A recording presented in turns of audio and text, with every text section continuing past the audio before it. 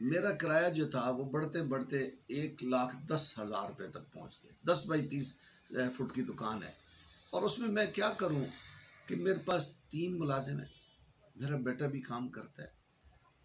अब 1,10,000 किराया है, 25,000 से ज़ायद एक वर्कर की तनख्वाह है, उसमें बेटा भी बैठता है, ये खाना भी खाते हैं और भी अखराजात होते हैं। बिजली का बिल 49,000 रुपये मेरा इसका है, 46,000 रुपये मेरा बिल घर का आया है।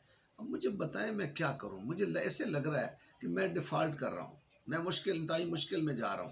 क़ुव्वत ख़रीद इसलिए मुश्किल हो गई है, नहीं रही है कि जो मैं करोड़ रुपए के सामान पे कारोबार कर रहा था और मेरा 10% अगर उसमें मेरी बचत थी, तो अब मुझे वो सामान 2 करोड़ रुपए में ख़रीदना पड़ रहा है। यानी 2 करोड़ रुपए की मैं रकम कहाँ से लाऊंगा कि मैं इस तरह का डबल सामान अब जब ख़रीद के लाऊंगा तो वो महंगा होगा मुझे। अब ये और मेरा प्रॉफिट ऑफ मार्जिन वही है, तो मुझे लग रहा है कि मैं डिफ़ॉल्ट कर रहा हूँ।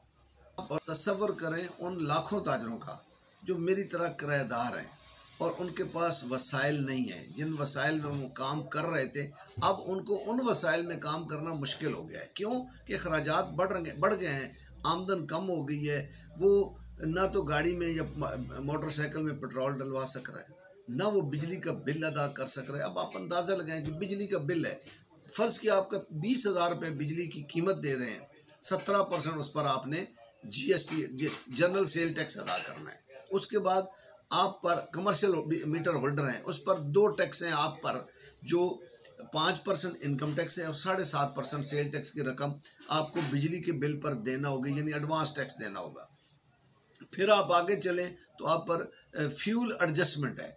अब उसमें फ्यूल एडजस्टमेंट अगर 10,000 रुपये है तो उस पर 2 टैक्स हैं, इनकम टैक्स और सेल टैक्स, 2 टैक्स अदा करने हैं। फिर आप आगे चलेंगे तो आप पर एक फर्दर टैक्स है, उसके बाद आप पर एक एक्स्ट्रा टैक्स है, फिर आप पर इनकम टैक्स है, मज़ीद जो देना है अपनी इनकम पे देना है। तो मैं हैरान हूँ, जब मैं चीज़ें ख़रीद के लाता हूँ तो उन पर ऑलरेडी टैक्स लगा होता है।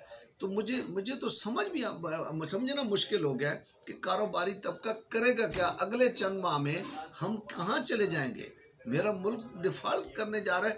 जब ताजिर इसका डिफ़ॉल्ट कर जाएगा तो बाकी क्या बचेगा? मुल्क के सारे इदारे 500-500, 600 अरब रुपए के खसारे में है।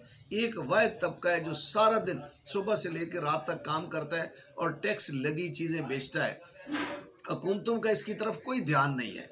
कहती तो है, हुकूमतें कहती हैं कि ये मुल्क की रीढ़ की हड्डी है, लेकिन ऐसा नहीं है। मईशत की रीढ़ की हड्डी हैं, लेकिन ऐसा नहीं है। इनकी तरफ ना कोई इनके लिए सहूलतें पैदा करता है। जो ये टैक्स दे रहे हैं वो खाया जा रहा है, वो ऐसी जगह पे खर्च किया जा रहा है जहाँ नहीं खर्च करना था। यानी 6-6 करोड़ की गाड़ियाँ हैं हुकूमती लोगों के पास, बड़े लोगों के पास, उन पर जो पेट्रोल डलता है वो दिन का 30-30 हज़ार रुपये का डलता है।